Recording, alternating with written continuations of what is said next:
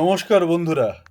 আমরা এখন জানব count, count A, count blank এবং কাউন্ট ইফ এই চারটে এক্সেল ফর্মুলার মধ্যে পার্থক্য বা সামঞ্জস্য কী।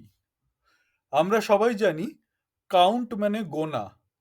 তো count, count A, count blank এবং কাউন্ট ইফ এই চারটে গোনার পদ্ধতি কীরকমভাবে আলাদা আলাদা তা আমরা এখন এই ভিডিওতে জানতে পারবো।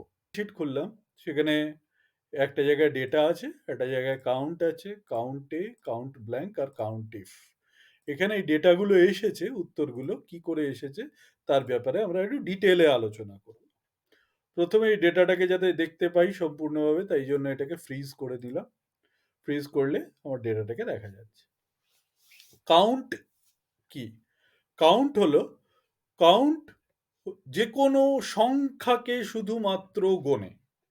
কটি সংখ্যা আছে ডেটাতে দেখা যাচ্ছে, অনেকগুলো সংখ্যা আছে, তারপর একটা নাম বুদ্ধ আমার বন্ধু, তারপরে দুটো আবার সংখ্যা, তারপরে আবার একটি বন্ধুর নাম, তারপরে আবার একটি সংখ্যা, তারপরে আবার আমার নাম, তারপরে আবার কিছু সংখ্যা, তারপরে আবার দুটি নাম, দুটি বন্ধু, একই নাম। তো এখান থেকে আমরা দেখতে পাচ্ছি কটা সংখ্যা আছে। সেটা যদি দেখতে চাই তাহলে আমরা কি করব, যে কাউন্ট ফর্মুলা ইউজ করব। যেমন যে কোনো ফর্মুলা লিখতে গেলে আমরা জানি ইজিক্যাল টু লিখতে হয়। প্রথমেই আমরা সমান চিহ্ন ইজিক্যাল টু দিলাম, তারপরে কাউন্ট দিয়ে ফার্স্ট ব্র্যাকেট দিলাম। এবারে সে এই পুরো ব্র্যাকেটটাকে আমরা সিলেক্ট করে নিলাম, এটাকে সিলেক্ট করে নিলাম এবং সেখানে আমরা ব্র্যাকেট ক্লোজ করে দিলাম। দেখা গেল যে 11, মানে হচ্ছে টোটাল নাম্বার অফ সংখ্যা হচ্ছে 11টা আছে। এটা দেখে নি ঠিক বলছে কিনা এক্সেল। এখান থেকে যদি আমরা এটাকে সিলেক্ট করতে থাকি এক একটা করে সংখ্যাকে, তাহলে দেখতে পাবো যে কটা সংখ্যা আছে। এইখানে দেখা গেল কাউন্ট হচ্ছে 11টা। এবারে আসছি কাউন্ট এ। কাউন্ট এ, এখানে আমরা দেখছি কাউন্ট এ। কাউন্ট এ মানে হচ্ছে যে কোনো সংখ্যা বা যে কোনো নাম্বার বা যে কোনো লেখা টেক্সট বা যা খুশি, যদি সেটা ব্ল্যাঙ্ক না হয় সেলটা, তাহলে সেটাকে কাউন্ট করবে। যেমন কাউন্ট এ,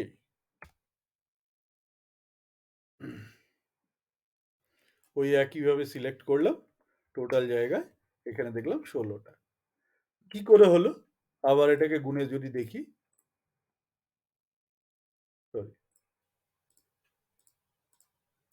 এখানে আমাকে নাম্বারের সাথে সাথে টেক্সটগুলোকেও অ্যাড করতে হচ্ছে, তার কারণ কাউন্টে আমার টেক্সটকেও গোনে।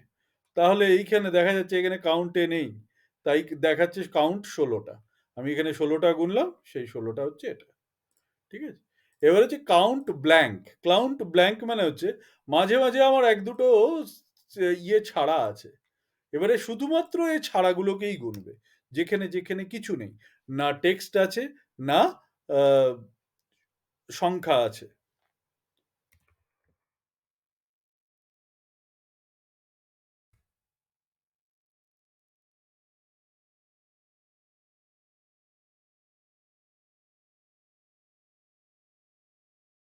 কাউন্ট ব্ল্যাঙ্ক হচ্ছে আমার 7টা।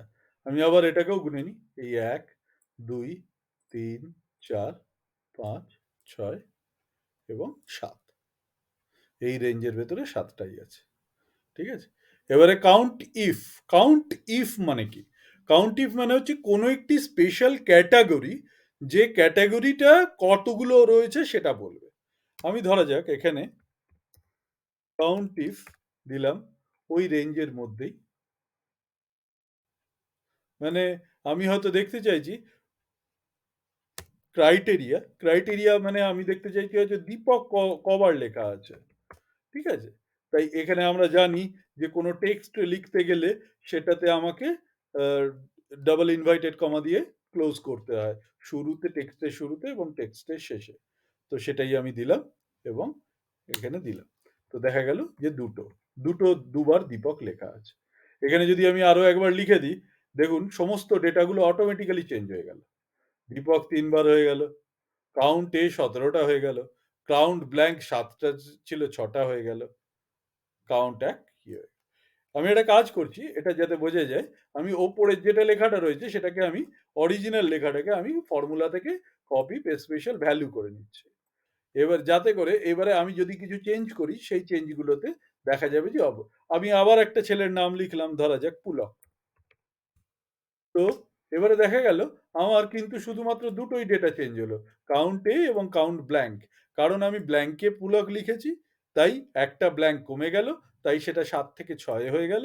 এবং কাউন্টে যেহেতু পুলক লিখেছি, পুলক একটি নাম টেক্সট, তাই এটা কাউন্টে হয়নি, কিন্তু কাউন্ট এ তে ক্যালকুলেট হয়ে 17টা হয়ে গেল। এই একইভাবে যদি আমি আবার এটাকে যদি পুরনো অবস্থায় ফিরে এসে এই 2 এর জায়গায় আমি যদি এখানে আরেকটা নাম লিখি ঋষি, তাহলে দেখুন এইখানে আবার কাউন্টের সংখ্যা কমে গিয়ে 10 হয়ে গেল, কারণ নাম্বারের সংখ্যা কমে গিয়ে 10 হয়ে গেল। কাউন্ট এর সংখ্যা সেমই রইল, কারণ যতগুলো কাউন্ট ছিল এখনো তাই রইল, একটা নম্বরকে সরিয়ে ওটা করেছি। এবং কাউন্ট ব্ল্যাঙ্কের সংখ্যাও সেম রইল, বাকি সবগুলো সেম রইল। আশা করি সম্পূর্ণটা একদম ক্লিয়ার হয়ে গেছে জলের মতো। আশা করি আপনাদের ভিডিওটি ভালো লেগেছে এবং আমি জানি এটি আপনারা আপনাদের কর্মক্ষেত্রে বা আপনাদের যে কোনো কাজে এটিকে ব্যবহার করতে পারবেন। তাই দয়া করে আমাকে আরো অনুপ্রেরণা দিন, যাতে করে আমি আরো এরকম সুন্দর সুন্দর ভিডিও বানাতে পারি। চ্যানেলটি সাবস্ক্রাইব করুন, লাইক করুন ভিডিওটি এবং আরো 5 জনের কাছে ছড়িয়ে দিন এটাকে শেয়ার করে। Thank you.